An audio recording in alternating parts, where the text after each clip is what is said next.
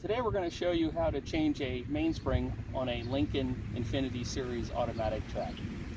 Starting within the cock position, we're going to move the rocker switch to the release position and simply fire the machine. From this point, you will notice the cocking stud is about straight out, or what we call, say, 12 o'clock position. You want to bump the rocker switch on and off just momentarily till it points to about the 10 o'clock position. At that point, manually cock the throwing arm till it's up against the cocking stud at this point. At this point, the gearbox is holding the pressure of the throwing arm. As you can see, the mainspring has tension. You want to bump the rocker switch on and off till the arm is completely in the straight out and the mainspring is in the relaxed position. At this point, it is safe to remove the mainspring. For this video, we're simply going to use an impact.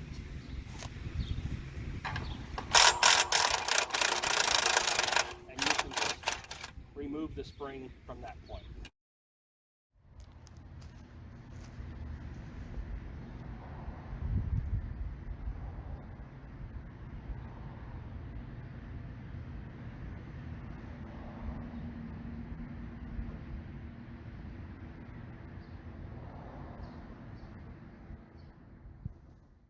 So at this point, we have the rear adjusting nut removed and the flat washer removed from the machine. If we were changing this spring, you simply would loosen the jam nut at the front of the collar and thread this spring out.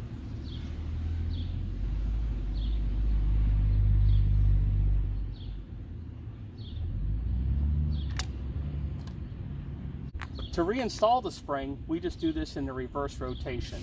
But first, what's important is, again, we have to have this arm in the straight out position.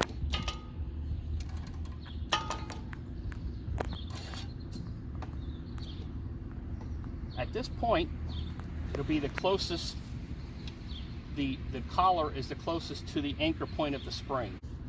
To reinstall a new mainspring, whether you're changing for different tensions or whatever the case may be for target setting, you'll notice you have a fine thread and a coarse thread.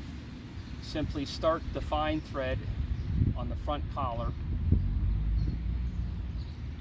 Just go in maybe 3 or 4 turns till it's secure. You have a flat washer that fits here.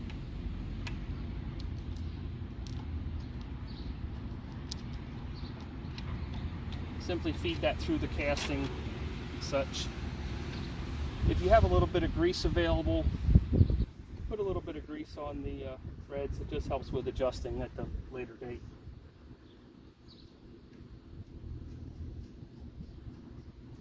Again, we're using an impact just to speed things up here, but any 3/4 inch wrench will work fine.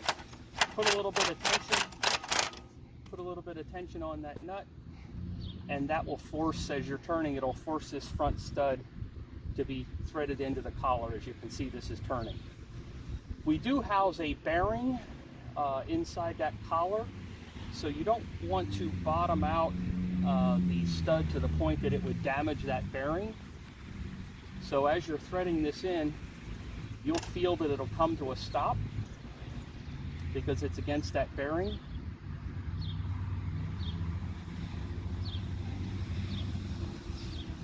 Once you've achieved that it's stopped, back it back out 1 full turn. You can now secure that front nut using your 3/4 inch wrench. Snug that.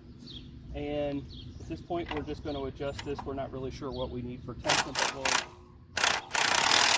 we'll adjust this and securely tighten the jam nut as well. So they are both tight. At this point, you should be able to operate the machine.